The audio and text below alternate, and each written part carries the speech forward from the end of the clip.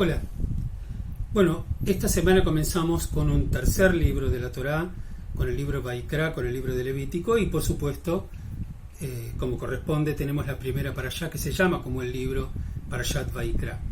Esta parashá, como a lo largo de los años hemos mencionado, toca toda la instancia de los sacrificios, comienza a desarrollar, y no solamente en esta primera parashá, sino al principio del libro en general, comienza a tocar la cuestión de los sacrificios. O sea, el sacrificio, el corbán, era la instancia ritual central por la cual el pueblo de Israel buscaba comunicarse con Dios, pedirle, agradecerle, disculparse, ¿no es cierto?, cuando uno quería arrepentirse de algún pecado. Bueno, y toda una cantidad de instancias. Había distintos tipos de sacrificio, aquel sacrificio que se quemaba completamente como una ofrenda entera a Dios, o aquel sacrificio que se repartía entre el sacerdote, el oferente y la divinidad. Bueno, sinceramente, en términos globales, era la representación formal del culto. Y la pregunta del rol del culto dentro de la tradición judía es una pregunta que vuelve uno constantemente a analizarla y a estudiarla de manera especial.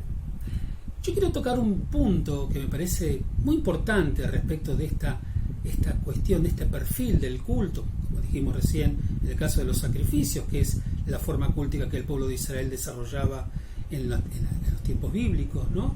Todo tiempo esto continuó hasta la destrucción del Beit HaMikdash, ¿no?, desde el templo de Jerusalén. Pero en definitiva, digamos, la gente, es la forma que operaba y se vinculaba con la divinidad. Es interesante que nosotros, no obstante la cantidad de leyes que aparecen en la Torá respecto de los sacrificios, de los korbanot, cuando vamos al libro de profetas, encontramos en varios profetas actitudes críticas al sacrificio. Quiero compartir con ustedes algunas reflexiones. Por ejemplo, encontramos en el libro de Samuel, donde Samuel en un momento dado dice: ¿se deleita el Señor en los sacrificios y los holocaustos, tanto como en la obediencia al mandamiento del Señor? Ciertamente mejor es la obediencia que el sacrificio, la obediencia que la grasa de los carneros. Acá de pronto parece criticar Samuel la validez del sacrificio, digamos, como forma profunda de comunicación con la divinidad, aunque era la máxima exponencia del culto, ¿no? Encontramos otro profeta, en el caso de Amós, que dice: si me ofrecierais holocaustos o vuestras ofrendas de comida, no las aceptaré, no haré caso de tus dádivas de engorde. Pero brote el derecho como el agua, la justicia como un arroyo sin fin. E inclusive Osea, el profeta Oseas, dice: porque deseo el bien y no el sacrificio, obediencia a Dios en lugar de holocaustos, ¿no es cierto? E inclusive llega a un punto donde el profeta Jeremías llega a declarar algo así, dice: porque cuando liberé a vuestros padres de la tierra de Egipto, no hablé con ellos ni les ordené acerca de holocaustos y sacrificios.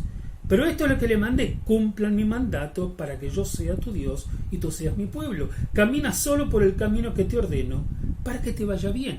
Casi uno podría decir como que hay una postura en contra del culto, en contra del sacrificio en boca de estos profetas. Inclusive el último que leímos en el caso de Jeremías, en el capítulo 7, en un momento dado, él dice: ¿yo acaso les pedí sacrificios? Bueno, la verdad, la Torá está llena de legislación de sacrificios. Entonces uno se pone a pensar: ¿qué pasa acá? Si uno ve la letra chica del mensaje de los profetas, uno va a notar que en realidad están criticando el sacrificio, o sea, en idioma de hoy, el culto, en la medida en que todo eso no vaya acompañado de lo que el texto está diciendo: hacer el bien y no el mal, actuar correctamente, no despreciar al corazón contrito y humillado, o sea, el tema del que necesite, o sea, cuestiones humanas, sociales. Dice: no me vengas con el culto cuando el culto está vacío. Y digo esto porque alguno, si bien puede sospechar que hay toda una teología diferente al culto, los mismos profetas en otras partes de su obra dicen, por ejemplo, en el caso de Jeremías: vendrá gente de la ciudad de Yehudá y de los alrededores de Jerusalén, trayendo holocaustos y sacrificios, ofrendas e incienso, trayendo ofrendas de acción de gracias a la casa de Dios. Y después encontramos a Isaías: los llevaré a mi monte sagrado y los dejaré regocijarse en mi casa de oración. Sus holocaustos y sacrificios serán bienvenidos en mi altar. Por mi casa será llamada la casa de oración para todos los pueblos. Entonces, ¿cuál es la cuestión? Entonces me parece que acá hay un mensaje muy, muy importante. En realidad, claro que Dios no necesita sacrificios. Claro que Dios no necesita beber la sangre de los holocaustos, ¿no es cierto? En realidad el culto o el sacrificio era una necesidad del hombre. El hombre, por lo menos en aquel tiempo, buscaba a su Dios y quería vincularse con él en las formas en que estaba acostumbrando. Ese sacrificio le servía. Cuando nosotros cambiamos el sacrificio y vamos a la tefilá, a la plegaria, por ejemplo un Kabbalat Shabbat, cuando nos encontramos en el Kabbalat Shabbat, la necesidad es nuestra. No sabemos qué pasa en el corazón de Dios, si podemos hablar de alguna manera así, pero bueno, nos encontramos, estamos cantando juntos, estamos viviendo en comunidad, aprendemos, reflexionamos, nos espiritualizamos en un mundo tan duro y tan materialista en el que vivimos, nos permite aislarnos. O sea, el culto nos brinda a nosotros la posibilidad de poder elegir caminos que nos hacen bien y que nos estimulan la comunicación con Dios. Ahora, lo que los profetas están diciendo es que con el culto no alcanza. Un culto sin ética, un culto sin conducta no sirve para nada. Y los profetas están diciendo, Dios no lo quiere, no lo necesita, lo va a despreciar. Pero cuando el culto, que es la forma en que vos te comunicás con Dios, viene acompañada de que vos seas un buen tipo ético, que seas un buen padre, un buen amigo, un buen hijo, un buen esposo, una buena esposa, ¿no es cierto? Y que llevas adelante y haces lo mejor por tu sociedad, por tu comunidad, por tu pueblo, por tu gente, por tu ciudad.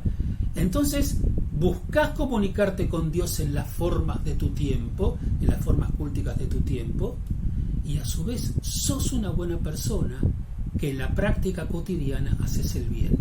Esa conjunción de ética y forma, de culto y auténtica espiritualidad y bondad de alma, es lo que en definitiva los profetas es lo que querían. Denuncian el culto falso y la forma vacía, y reciben y abrazan la integralidad de los dos conceptos en la vida. Ojalá que lo podamos entender. Shabbat Shalom para todos.